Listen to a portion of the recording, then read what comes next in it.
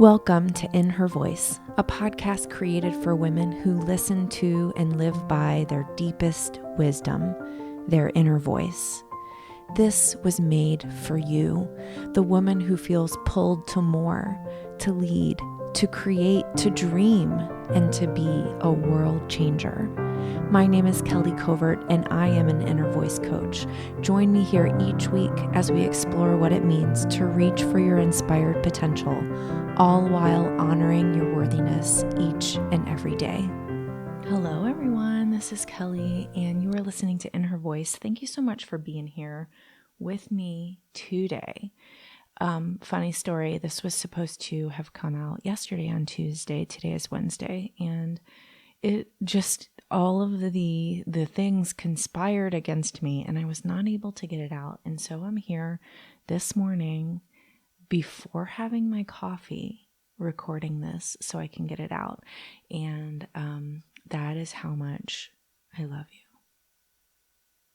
Truly. Anyway, today I have a wonderful guest on. Juju Hook is with me to talk about turning midlife into primetime, specifically for women. And I love this conversation. I don't hide the fact that I'm 46. I am well into midlife, and I really love what she talks about in this interview about how we can reframe and have a new perspective on what it means to be in midlife. And we recorded this before the election here in the US, and I really quickly want to share that when Joe Biden and Kamala Harris won, I had this real moment of like visceral joy, understanding of what it is to be a woman and to finally have a woman be a vice president, or a vice president-elect, I should say. And, you know, Kamala Harris, I think she's 54 or 56, either 54 or 56. And, you know, we as women can do things. We don't have to be written off, and we don't have to write ourselves off because of our gender or because of our age. And also that includes race, you know, like, oh my gosh, I just feel like big things are happening right now. And even as I speak, just yesterday, Joe Biden nominated Janet Yellen for the Fed. And again, first woman who's doing that. And when you look at this woman, she is an older woman, she has gray hair, and she is being honored and lauded for her expertise. And I love that so much. And to me, like, I look at these women and say, you are setting an example for me of my ability to rise even higher as I age. So that's what I'm talking about today with Juju. Before I read you her bio, I want to remind you that the Enoughness Planner is going to be launching next week on hopefully December 1st. Not all the dates are in my control completely, but that's the goal, December 1st. And if you head on over to kellycovert.com/enoughness, that is the page for all things the planner. If it is live, you can buy it from there. And then there's lots of resources there for you to use with the planner. So kellycovert.com/enoughness. If it is not on sale yet, when you go there, you'll be able to put your name on the wait list. So go ahead and do that. I cannot wait to share this with you. Now, let me tell you a little bit about Juju. Juju Hook is a consultant, coach, and speaker. For more than a quarter century, she developed brand strategy for corporations. Today, through online programs, live events, and one-to-one coaching, Juju motivates, inspires, and educates primetime women in topics related to business, life, and relationships. She holds a BA in English and an MBA and is certified as a coach and a yoga teacher. Juju lives in San Diego with her husband and her son. You can find her branding blog at strategicjuju.com and her program for primetime women at positivelyprimetime.com. Let's get right to the interview with Juju Hook.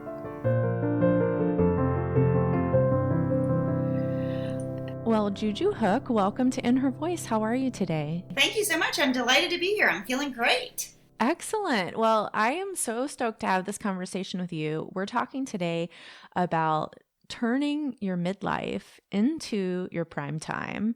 And I told you before we got started, I'm 46. And so I'm on the cusp of midlife, I feel. And I have been experiencing some of those, feelings of what's happening and how do I feel about this. So I thought this was a perfect time to have you on to just chat with us about how we can really as you say, rebrand what our midlife means to us. So I wanted to start with that. In sort of normal world terms, when we think of midlife, when women think of midlife, what are the generalizations that come up? So I think that has shifted, to be honest, with the introduction of the anti-aging industry, which is a $50 billion a year industry that's all geared toward this idea of us looking younger than we really are. Mm-hmm. And, it's fascinating to me that a very, very small fraction of that industry is actually spent on living longer, right? It's not about anti-aging. It's about pretending that we're not aging. And I think that that's really shifted. There were always issues around midlife, right? If I can back up a little bit, we're taught when we're very young to create a plan for the first half of life. So we get really excited about, I'm going to do this. I'm going to grow up. I'm going to study this. I'm going to learn to be this. I'm going to start a family or a relationship or whatever that looks like. And we're very, very clear on all the things we want to achieve. And then once we've achieved those things, we're generally in midlife, right? We pull it together. We get it all done. We're in our mid 40s. And there's this idea around, wow, what do I do now? Mm-hmm. And I think in my mom's generation and the generation before hers, there was this idea that we would just sort of slide into old age or we would chill, right? And now with, the longevity of life, especially for American women and anywhere where we have, amazing medical systems, this idea that we live to 85 years old has really changed the potential that we have in midlife, but our thoughts around it haven't changed. And so we sort of tend to believe that the older we get, the less we're worth. And even if we don't believe that in the front of our minds, there are a lot of things in the back of our minds or a lot of tracks playing that we get from these different places. And so I know that happened to me, and it happens to most of the women that I talk to. We don't have a real positive feeling around growing older. Yeah. So if you don't, I'm pretty sure you won't mind this, but can you tell everybody how old you are and when these feelings started popping up for you? I'll be 54 in November of this year, and I was right around your age when it started to happen for me, to be honest. So, and it was a perfect storm for me. First of all, I started my career quite young. I was very ambitious. I came straight out of college into a management level job. I worked in the financial industry as a marketing executive for many years. And then I had my son, kind of late. I was 35 when I had him. And at that point, I opened my own business. I opened an ad agency, a branding agency. I was very much immersed in a men's world. My specialty was banking and automotive. So I spent a lot of time with middle-aged men. And really striving, a lot of ambition. And when I got to about 47, at that point, one of my biggest clients was AutoNation. I had a special book of business with them. And I could see that I was going to lose that client. They were moving the business that we had into their showrooms, and I knew that we would lose it to their main agency. And I just had a panic. I had a moment when I thought, oh my gosh, I'm not going to be able to replace this business. I'm too old for this. And if I go out and try to get another national client like this or a global client, they're going to want to work with an agency that's more relevant. And it was just a kind of a slap in the face for me. And at the moment, I recognized that I was engaged in all kinds of things that were supporting that thought that I wasn't relevant. I was way overly involved in my teenager's life. And I don't know that I was living vicariously through him, but I was definitely in a control mode, definitely in a helicopter mom mode. And I was drinking more than I wanted to, and it is tuning out. And I just had lost touch, I think, with what really turned me on. And so I just knew something's got to give. And if I don't make a change now, I'm going to regret it. And so I did. I started making changes. Mm-hmm.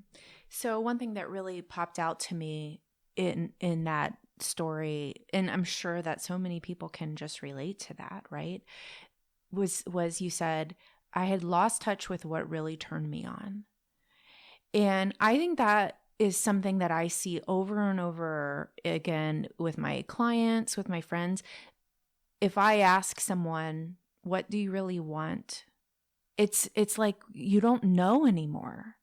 And we're conditioned not to go after what we want.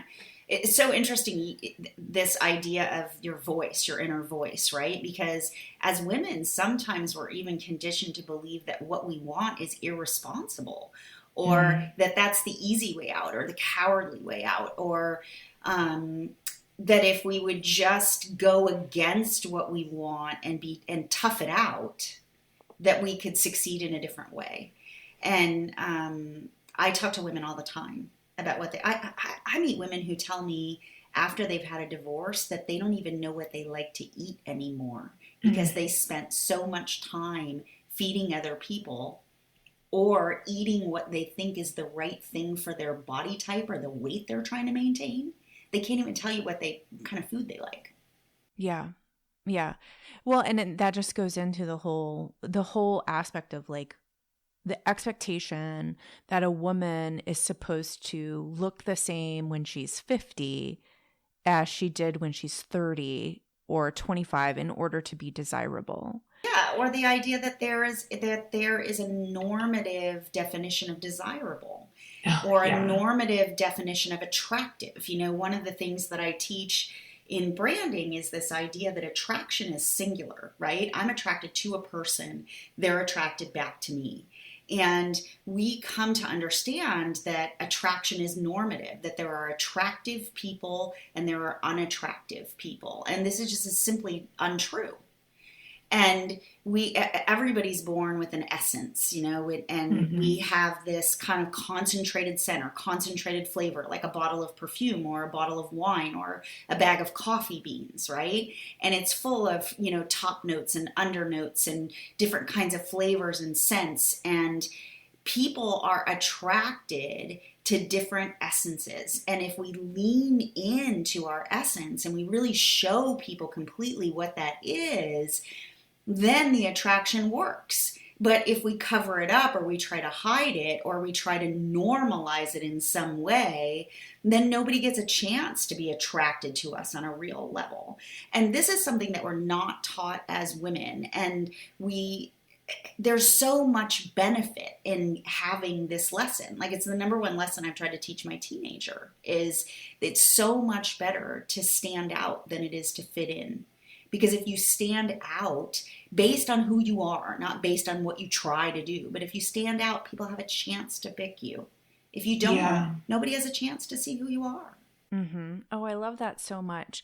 And, I want to ask you about something another word that came up for me while you were talking, this idea of,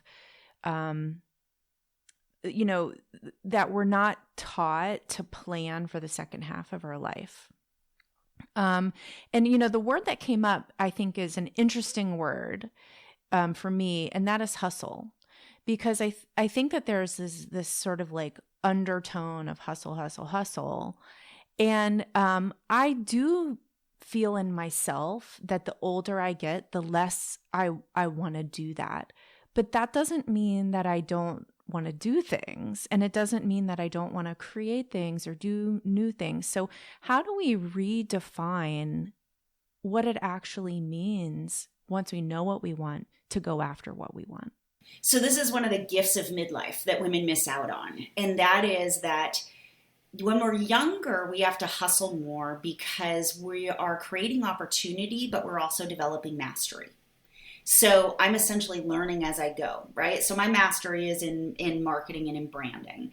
And during the first 20 years of my career, I'm hustling for position, right? I'm jockeying for the money, I'm competing, but at the same time, I'm learning my craft, learning my trade, learning my mastery. Now I'm 54.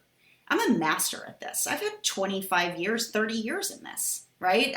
This comes naturally to me. I could have a 5-hour conversation on branding and never use notes. So I only have half the hustle now, right? The idea for me now is, how do I apply this mastery in a way that turns me on? So earlier in my career, I was still teaching branding. I was still helping people to brand, but I was essentially working with big corporations. Now I'm working only with women in midlife, because what turns me on are those conversations. The idea of spending all of my days with amazing women, midlife women, right? It turns me on. So I'm simply shifting the mastery. So the hustle, and truthfully, we don't get that opportunity until we're in midlife. Right, because we haven't accumulated the hours of experience until this point. It takes decades to have mastery in something. And a lot of times when I meet women, they come to me, they're like, you know what, I've been doing accounting for 25 years. I don't want to do this anymore. And the thought is, well, I'm going to have to begin again, right? I'm going to have to start the hustle over. But that's not the way it works. If you can pivot the mastery, if you can reapply the mastery in a way that it feels good, then the hustle falls away. And we tend to feel that we've lost interest with the mastery. And what we've really lost interest with is the hustle, like you say, or the application of mastery, the way we're spending our time versus what we know, if that makes sense. Yeah, no, this makes so much sense. And I think to add another layer onto that, I feel that often women discount their mastery. Oh, for sure. They can't see how to apply it. So I'll give you a perfect example. I run this group called The Cut, where I have 15 or 20 women that I'm in really close contact with in an immersion experience over 9 or 10 months. And I have a woman in the group now who's a 3rd degree black belt. And she also has a degree from Stanford that she hasn't used in a long time, and that in the way it was intended. So she's had this karate school all this time, right? And what she really wants to do is coach executive women on how to avoid burnout and anxiety. And she really couldn't see. She was blind to the way that the mastery in martial arts applied to this. In her mind, it was like, oh, I've spent all this time creating this karate school and coaching all these kids, right? Being a shifu to all these kids.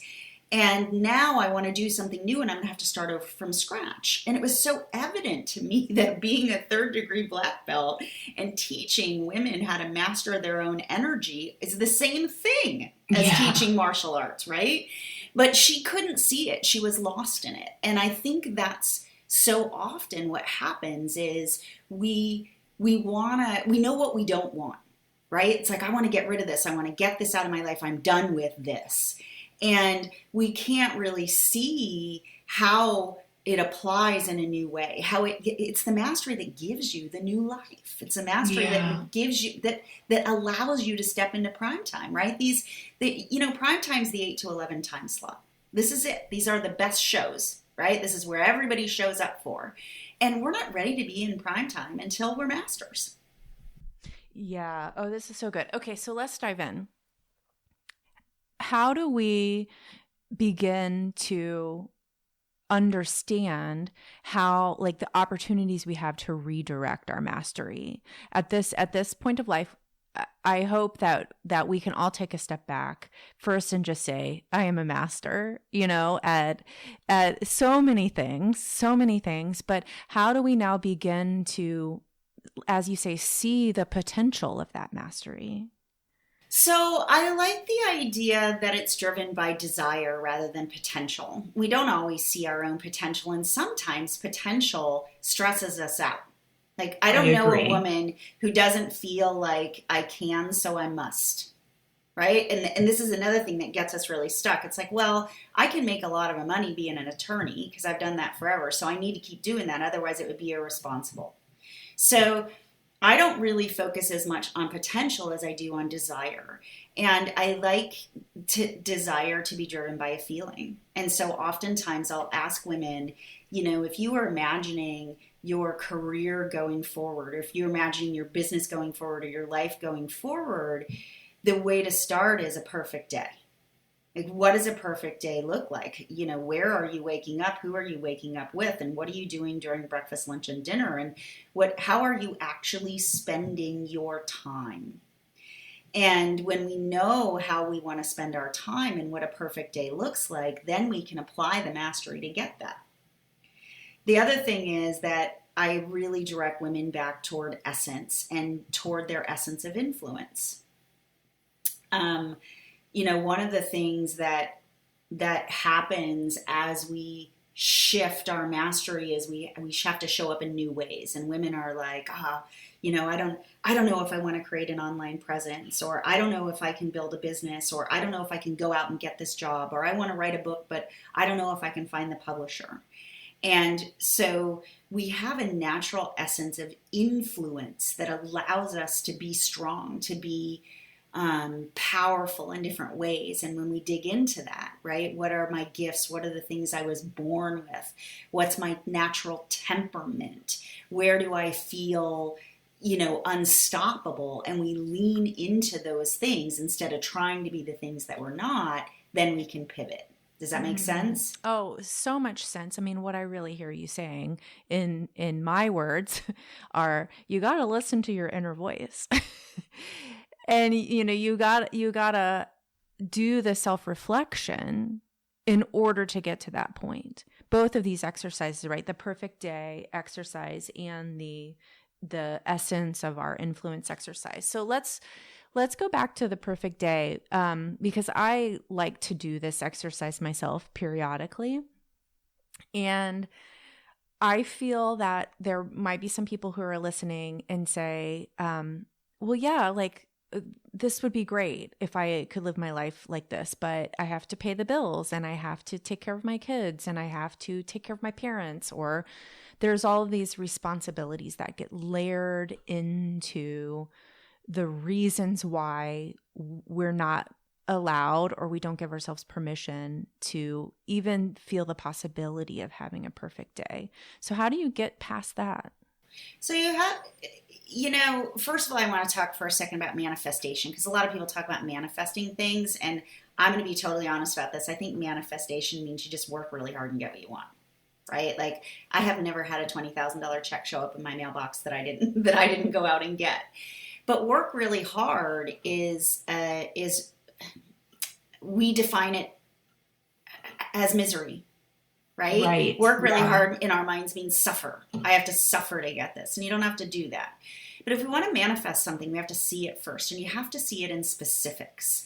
And I can't impress upon people enough that it's the how that makes you happy, not the what.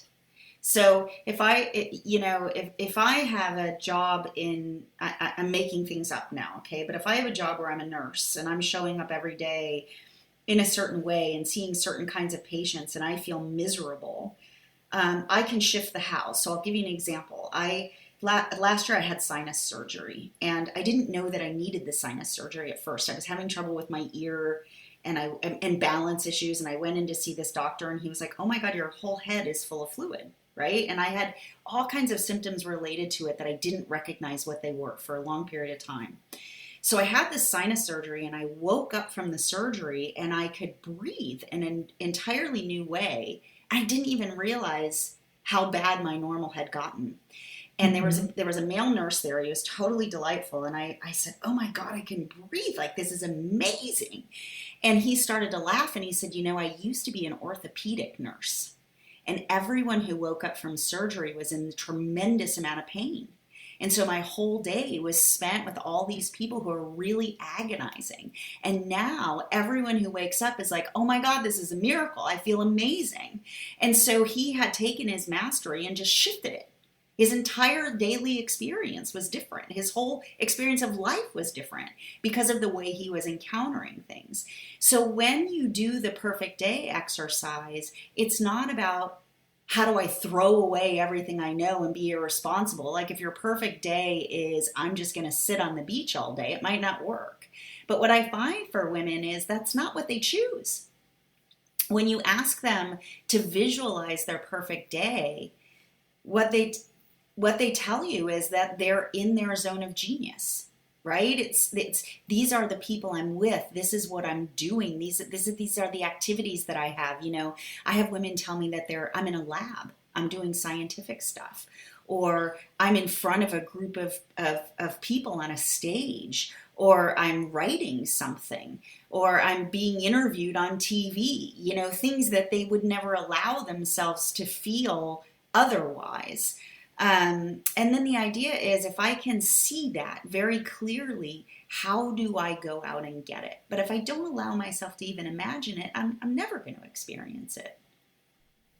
Right. And I think, you know, the how piece is a funny thing because you have to see it before you figure out the how, right? Like, I think we do it opposite a lot of times. Like there's this feeling of like the one thought pops up, you know, that one little seed from your inner voice that says, you know, you could be doing interviews on television. And then the how, but how would I do that? Well, forget it. Like, I have no idea how. Like, that's not the piece that we have to worry about when we're working on the vision. Because it doesn't come to you unless it's yours. And right. I think this is really important too, is that I think sometimes we get confused between the inner voice and the voice in our head. Totally. And your inner voice, the thing that presents the vision to you is, you know, this sounds kind of maybe overly woo, right? But it's connected to the universe. Like the reason I'm drawn to things, the reason I want things and desire them is because they're mine to have. I'm not imbued with desires that aren't mine to have. Like I don't have a desire. I've never had a desire to do people's taxes or start an accounting firm or, you know, be a CFO, right? That's not what I was born to do. But I do have incredible desire around connecting with people and helping them to show up, to be amazingly visible, right? And I have a desire to show up and be visible. Now that desire comes from my inner voice, but the voice in my head, I call it the Monday, Tuesday swing, right? On Monday, I'm like, oh my God, I'm going to be amazing at this. I'm going to create this new program. It's going to be awesome. I'm feeling it. And on Tuesday, I wake up and I think, whose idea was this? Right? What a stupid idea. Whoever thought I could go out and do this? The Tuesday voice is the voice in my head. Yeah. And the voice in our head is the one that tells us this isn't really feasible. This is the voice that says, I have to take care of my parents. I have to do this. I have to pay the bills. Those things may all be true. But every single one of us can think of plenty of people who pay the bills doing something that they love in a way that we don't. Mm-hmm. I almost feel, no, almost is not right. I feel that there is we have to give ourselves permission to desire. Like we don't even allow it. It's a practice. It really is. And we're taught to some extent that it's weak, right? Or that it's, like I said earlier, it's irresponsible, it's frivolous. And the other thing is we don't have a lot of self-trust. So we think that if we're given free rein, that we'll be lazy or we'll be irresponsible. Like if I can remember, I went through a program with Isabel Fox and Duke at one point around being crazy around food. And she was just an outstanding coach. And one of the things she talked about is that we have this self belief that we'll go crazy if we're given the opportunity. So I always will eat all the things, right? Or I would be, if I ate whatever I wanted, I would be enormous. right? Because we don't trust ourselves. In the same way that we think, well, if I could do anything I wanted, I'd just sit on the couch all day. But that's not true. If you could do anything you wanted, you wouldn't sit on the couch all day. If you could do anything you wanted, you'd slay. You'd be amazingly successful if you could do anything you wanted. But we don't, we're taught that inherently people are lazy, or that all we want is to feel pleasure. And pleasure is just the beginning of it, right? Satisfaction comes after pleasure. And what we really want is satisfaction. Right. And anybody who has sat on the couch all day for any number of days in a row knows that doesn't feel good after a while. It doesn't get you anywhere. Nobody, I always believe that everybody's doing the best they can given what they have to work with in any moment. And that, first of all, that allows me to forgive in a way that keeps me moving forward in life. But secondly, it gives me a real understanding that everybody's trying to maximize, right? Mm-hmm. People don't want to fall short. They don't want to be bored. They don't want to be unfulfilled. And the question is, how do I get to that place where I feel turned on, where I feel fulfilled without beating myself up and tripping myself up, right? And it's really the vision that allows us to do that. It's giving yourself, permission, as you said, but also time and white space. And really I think an opening in your life to visualize it, to dream about it, because your brain doesn't know the difference. Your brain doesn't know the difference between a visualization that you make up and a memory that you've actually had. And when you visualize these things, you create an opening for yourself, and you create specifics around which you can then manifest the details. And it's amazing our ability to do those things. Mm-hmm. And this is so good, Juju. I love it so much. It just I feel like my energy is just flowing talking about this. Let's go back to essence of influence, the thing that allows us to be strong. So I feel like these two coupled together are like this super powerful process to understanding, the word I want to use is potential, but I agree with you that feels heavy sometimes, but the possibility, maybe we should say, of what we can step into as we age. Yeah. I think, essence of influence is an interesting thing. So I talk about it very specifically often as it applies to being out in front of a business, okay? Or if you're attempting also to get a new job, okay? So anything where I want to position myself, maybe I want to be seen by somebody specifically, I mentioned earlier, a publisher, or, maybe I want to be perceived as a thought leader in my industry and get a new job, or maybe I want to attract a new kind of client in my business, or build a social media following.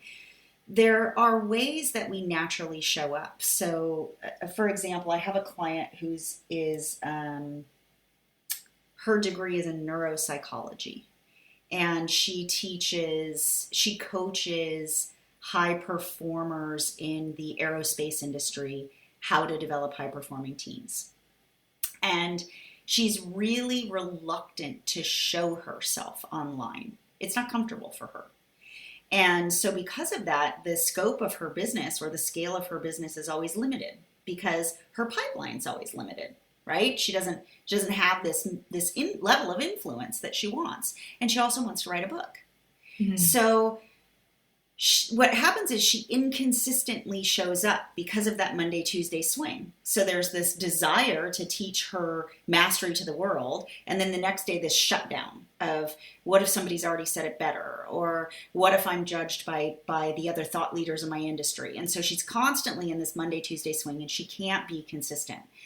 But her natural essence of influence is a scientist. She's naturally a scientist. And that's where she geeks out, right? Is on the neuropsychology of all of this. So we have to figure out a way for her to show up every day as a scientist. And that doesn't mean that she's always stepping into an expert role. It means that sometimes she's bringing the science or bringing the data to her audience. And when she brings the science, when she brings the data to her audience, to her clients, into the book, whatever, she's confident. Mm-hmm. And so it's that essence of influence that drives her. So for me, I have an essence of influence that's a real, like a champion and an activist for women. It's much easier for me to show up and fight for other women than it is to show up and fight every day for myself. I'll show up for them. Yeah. So how do you get clear on what that essence of influence is? Like clearly, like you know, for you, I will fight for these women. I will stand up for them. I'm an activist. The client you were talking about, she's a scientist. She loves to geek out on all of that stuff. So how do we get clear on that? So I have an assessment that you can take, love those. Right? Yeah, I have an assessment that you can take at free.primetimejuju.com. It doesn't show every essence of influence, but it shows examples. And so you can take a test and then you can read stories about women, other women who've used that essence of influence to forward their business. And it's that's really directed toward the assessment is written for women entrepreneurs, but it applies to anyone. Mm-hmm. Well, and I think I have both categories. We have a lot of women who listen to this who are entrepreneurs. And I think a lot of women who think about that, and then a lot of women who aren't. But I always feel that when we talk about influence and, you know, being like showing up in the world, that matters on whatever scale you're at. It certainly does. And if you're going to have a primetime pivot, right? If you're going to pivot your mastery, somehow it's going to involve you putting yourself out there in some way, whether it's like I said, to get that new job or to get a new relationship or to, have a different approach to your career or to open a business or whatever. Somehow you have to show up. Mm-hmm. And it's in the visibility where we struggle. And the understanding it, a natural essence of influence allows you to stay in it day after day. Okay, well, as soon as we're done, I'm going to go take the quiz. Also, I just love quizzes, so there's that. But so as someone, I am so excited to spend this time with you today as someone who has been through this, right? Like you're just a little bit ahead of me, and I can look to you and say, oh, Juju's doing it. She is like in the prime time. Tell us what it feels like. Oh my gosh, I love my life.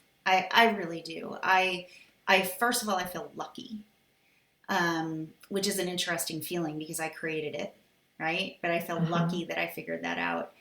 I feel hopeful about my future. Like I had a feeling around my agency and around my career that was it even included a little bit of dread about, not just about going to work every day, but about, oh my God, can I really do this forever?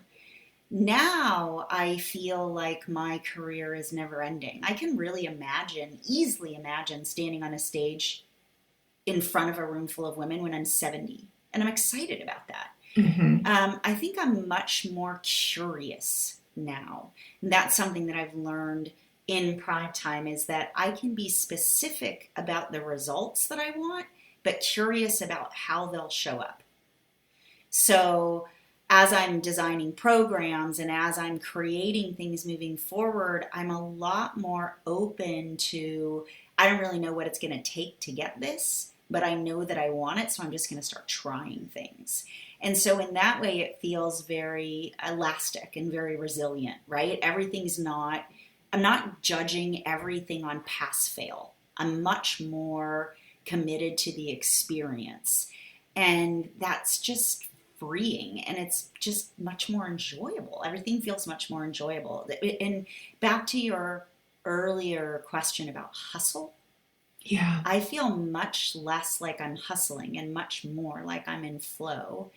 And when the voice in my head takes over, I'm able to get out of it much more quickly.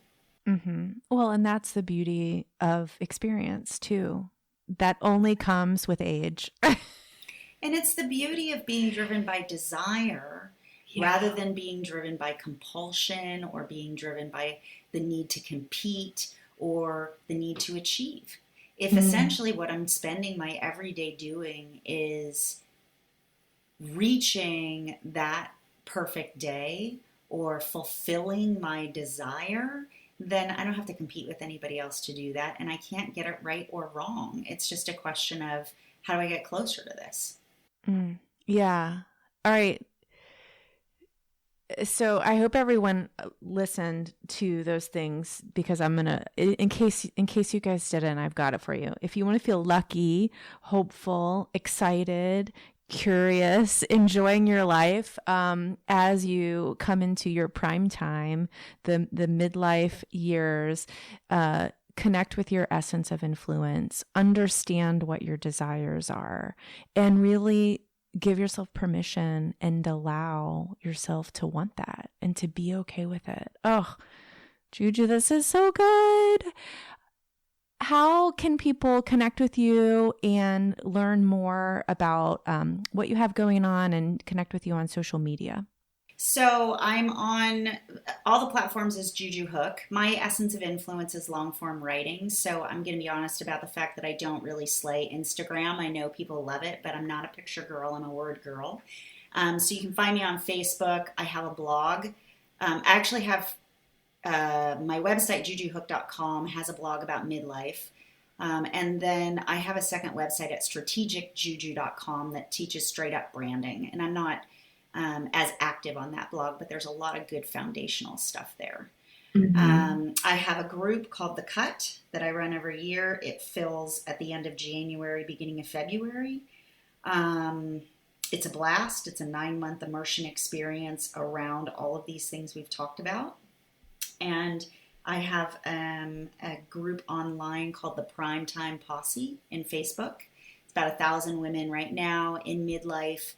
And all I talk about in that group are positive images of women as we age. So it's a super upbeat, no negativity kind of just let's celebrate who we are kind of group.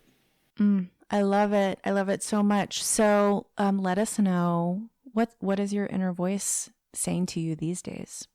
Oh my gosh, my inner voice is saying to me that the best is yet to come. Always, always the best is yet to come. I love it. I love it. Juju, thank you so much for being here, for sharing this with us. Like I said, I just feel like so energized by our conversation. So thank you for bringing me that energy today. And yeah, I can't wait to share this with everyone. Thank you so much. Talk soon. I just love what she has to say about mastery, and also about this idea of desire. And it's so funny that she talked about that, because that is really what is so much of the basis of the Enoughness Planner, is understanding what you want and how you want to feel. And I think that the more that we as women can dig into that and truly understand what we want, and truly understand how we want to feel, and understand the steps that we can take to get there, knowing that it is within our power to create how we want to feel, the better we're going to feel and the more powerful we're going to feel, especially as we age and as we move into, as Juju calls it, prime time. So remember, head on over to kellycovert.com/enoughness to get your planner, the Enoughness Planner, or put your name on the wait list for that. And I am so excited to share it with you. Also, be sure to check out the links for Juju's things that she mentioned in the show notes, because she has a really fun sort of virtual retreat coming up in February, and there's links for that on the show notes page at kellycovert.com/221, as well as in the app that you're listening to your podcast to. So check out all of those links and remember this: no matter your age, no matter the color of your skin, you are worthy.